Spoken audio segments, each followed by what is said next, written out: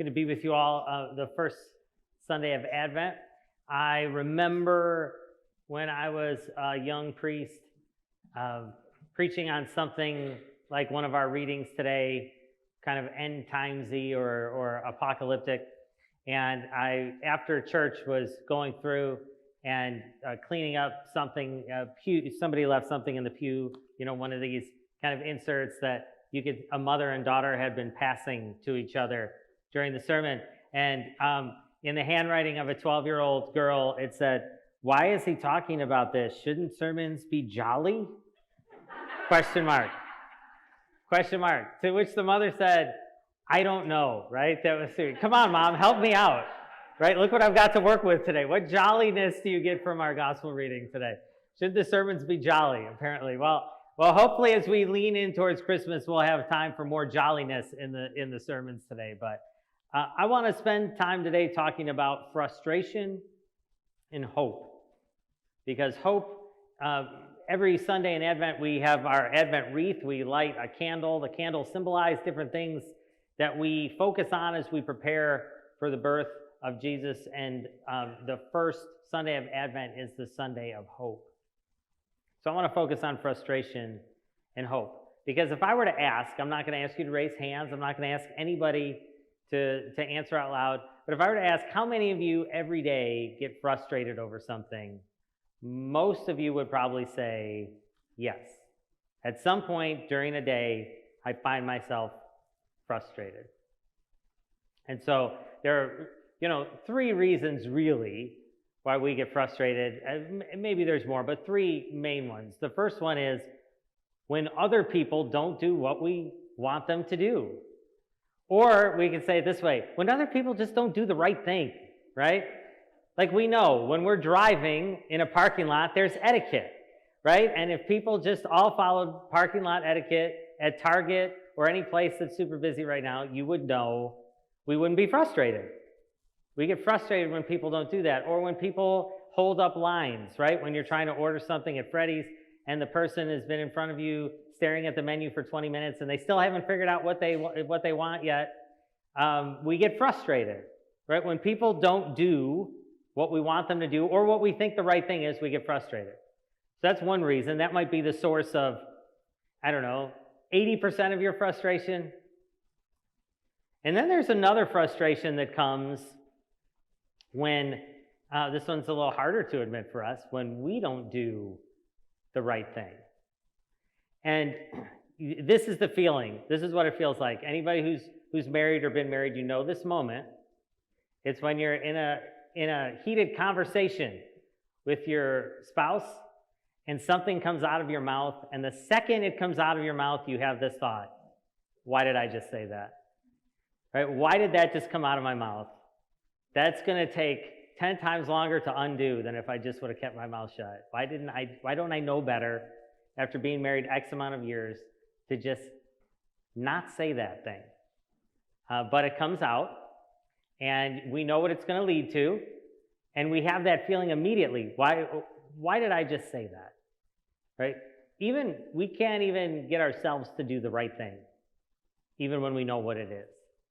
So there's a lot of frustration. Some of us live with higher levels of it than others, right? We have high expectations for ourselves, and when we fall short, when we make a mistake, we get frustrated with ourselves. And sometimes that's even more aggravating than when we're frustrated with other people, because we expect more from ourselves than we expect of others. And then there's a frustration that really all of us share in some seasons of our life. It's a frustration about things that none of us can do anything about. It's a frustration about a loved one gone too soon, a good person that we're watching suffering with a sickness. It's a frustration of, why are things the way they are? Why is this place so unfair? And all of us have felt that at some point, whenever it might have been in our life. Why are things so unfair? And Isaiah, from our first reading today, lives in a time with that frustration. He lives in a time of constant war and fighting. one empire is constantly challenging another, and they're looking for lands to conquer to gain more natural resources. In Isaiah's time, it was the Babylonians that were rising as a power, and the threat of war was constant. Everywhere, every day in Isaiah's life, the threat of war lingered over all of Israel. And Isaiah grew frustrated. Why do our children have to grow up in this? Why do we have to live in this? And all of you may be sharing levels of frustrated about things that are bigger than us. We might think, why does it have to get like this every time there's an election, right? We just went through, and why does it have to get like this? Why does it have to be like this? Why does health insurance have to cost so much, right? Well, all those things. Why does it have to be like this? And we live with that frustration like Isaiah lived with it every day. And there's two things we can do with that frustration. One is we can turn it into anger. This is the natural thing that we do, right? We turn our frustration into anger, and never has it ever really affected the people we're frustrated with or the circumstances. If there is even a person that we're frustrated with, it usually affects the people we're closest to, because somebody has got to catch it, right? And so it usually affects the people that are closest to us. And that is what I would like to call unproductive frustration. But I don't want to say in this sermon all frustration is bad. It's not. I would actually say frustration can be the seed of a lot of good things in our life when we put it in God's hands instead of turning it into anger.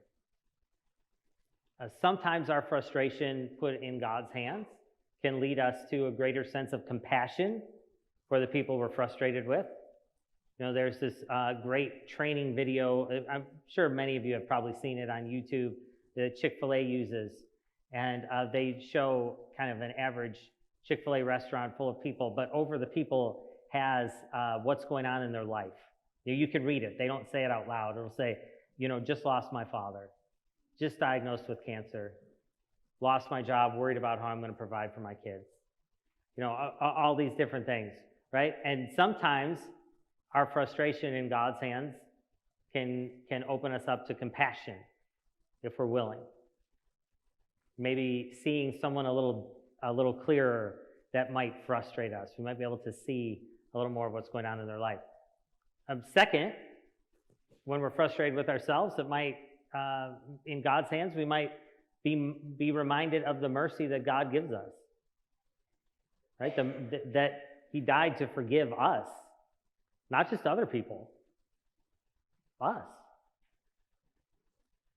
And when we're frustrated with things that are beyond us, it might help us long for somewhere different. And that's what the hope of the first Sunday of Advent is meant to put our eyes on. The reason we have readings about kind of the end times isn't because it's supposed to be scary, but the idea that Advent sometimes is meant to help us look to another place. Not that we don't live life here to the fullest, but to be mindful that this is a broken place. It's broken because we're broken. And so everything we touch shares that brokenness, right? You're broken, I'm broken, community is broken. And to expect it to not be frustrating when broken people are dealing with broken people and when hurting people are dealing with hurting people, it's just not realistic. But we can long for the day when we're faced with those big things that we can't do anything about, to long for the day when all is set right, when all is healed. And that's the hope Isaiah has, right? He's dreaming and praying for a day when they will beat their swords into plowshares and their spears into pruning hooks. But Isaiah is saying one day God's going to set this right, and we're not going to think about fighting each other anymore. We're going to think about how we feed each other, how we take care of each other, right? We're going to turn our weapons into the things we use for farming, because that's going to be our priority, right? He's looking for the day when we're considerate and full of compassion, right? Now we know that day isn't quite here yet, but Isaiah is longing for it. He's praying for it. And sometimes in the holidays, we have this time of year that reminds us of our blessings so deeply, but can also acutely remind us of what's missing or who's missing. That it can remind us about loved ones that aren't with us. It can remind us of the unfairness of their absence. And we can long for the day when we're reunited again. So I would hope, whatever you're frustrated with, whether you're frustrated with yourself, frustrated with other people, most likely, or frustrated just with circumstances outside of our control, whatever it is, that you would use that opportunity to turn our frustration to Him, who can take it and make it into something productive, whether it's into hope and longing for something better, or maybe into energy or compassion to be better, or to make our world a little better. Frustration can be so productive if we put it in His hands. So there's no magic to it. Here's just what I would say. I would encourage this. When you find yourself being frustrated this week, it won't take long. It's not going to take long. When you find yourself being frustrated this week, just acknowledge it and offer it up to the Lord. Say, Lord, I am frustrated. Be with me in this moment. Right? It might just be as simply as I'm frustrated with my spouse. This is my wife's prayer for the week. I'm frustrated with my spouse. Be with me in this moment. Right? And you'd be surprised how that might soften us. Just acknowledging that we're frustrated, lifting it up as a prayer and asking God's presence with us. We acknowledge how that might soften us and turn our frustration into something He can use. So I would encourage you this week, when you find yourself frustrated, to call on Him. Lord, I am frustrated with, be with me in this moment. And see what happens. Because our frustration in His hands could be the seeds of something great. In the name of God, Father, Son, and Holy Spirit. Amen.